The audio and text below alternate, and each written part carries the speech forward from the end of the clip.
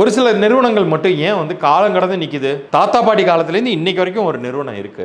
அது எப்படி முடியுது? அதால லக்ஸ் அப்படின்னு ஒரு கம்பெனி, உங்க தாத்தா பாட்டி காலத்திலையும் அந்த சோப்பை உபயோகப்படுத்தினாங்க. இன்னைக்கு எத்தனை நூத்துக்கணக்கான கம்பெனி வந்தாலும் அது இருக்குது இல்லையா மார்க்கெட்ல? காரணம் பேரியன். எல்லாருமே வந்து பேருக்கு வந்து அப்படியெல்லாம் ஒன்றும் மரியாதை இல்லை, முக்கியத்துவம் இல்லை அப்படின்னு நினைக்கலாம். ஆனா ஒவ்வொரு பேருக்குமே அதற்குரிய சக்தி அப்படிங்கிறது பின்னாடி இயங்கி கொண்டே தான் இருக்குது. இந்த லக்ஸ் அப்படிங்கிறதனுடைய சக்தி வந்து பாத்தீங்கன்னா 14. அறிவுக்கான கிரகம் புதன். புதன் வலுவாக இருக்கக்கூடிய ஒரு நபரையே உங்களால வெற்றி கொள்ள முடியாது, அறிவில் ஜெயித்து விட முடியாது. அதே மாதிரி தான் லக்ஸ்ங்கிற நிறுவனம் அப்பையிலிருந்து இப்போ வரைக்கும் எவ்வளவோ புதுசான ஒரு மார்க்கெட்டுக்கு வந்தாலும் அந்த அத்தனை கம்பெனிகளுக்கும் போட்டி கொடுத்து டஃப் கொடுத்து இன்னைக்கு வரைக்கும் நிக்குது. அந்த அளவுக்கு வந்து ஒரு பெயருக்கு சக்தி இருக்கு. உங்களுடைய பெயரிலும் அதே போன்றதொரு காலத்தால் அழியாத வெற்றியை பெற முடியுமான்னு கேட்டா நிச்சயம் முடியும். ஆனா அதுக்கு உங்க பெயர் சரியாக அமைஞ்சிருக்கணும். உங்க பிறந்த தேதியின் கூட்டு எண் எதுவோ அதற்கு பொருந்தக்கூடிய வகையில் அது அமைஞ்சிருக்கணும். சரி, நீங்களே ஒரு பிசினஸ் ரன் பண்றீங்க. இப்ப லக்ஸ் மாதிரி ஒரு நிறுவனத்தை வந்து நிறுவனம் காலம் முழுக்க அது வந்து இயங்கணும் அப்படின்னு ஆசைப்படுறீங்கன்னா